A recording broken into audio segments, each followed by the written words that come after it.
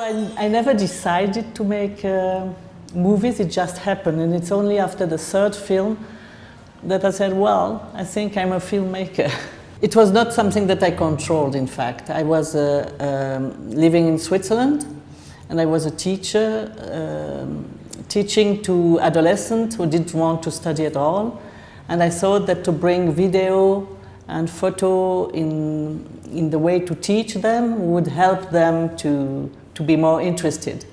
So I went for 1 year at the University of Quebec in Montreal, and to learn how to do video, because I thought I could bring back to Switzerland. But after 1 year, I felt that I really liked it, and that I prefer to do it myself than to teach it. Because when I began to do my films, it was also a period of my life, a kind of crisis. I was 30 years old when I began to, 29 years old.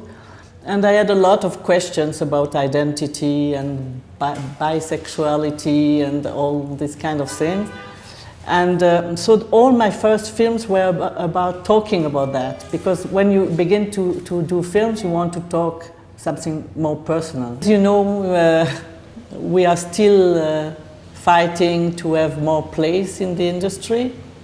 A lot of women in Hollywood are now trying to do production house built by women, and more writers, women writers, more directors writers, more equity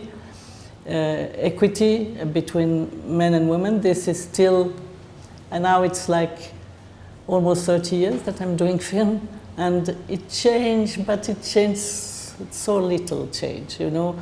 And my concern is that we have more women producers. We have a lot of very talented women directors, but the distribution is still completely male dominated. And also the people who have the cinema and the big festivals like Cannes, Venice, Berlin, Chicago, Sundance, it's all men that are in charge. So even if I don't think they push women out of the festival. It's just that the way they see things is different. So they are more, it appeals more for them, a subject that probably they know better.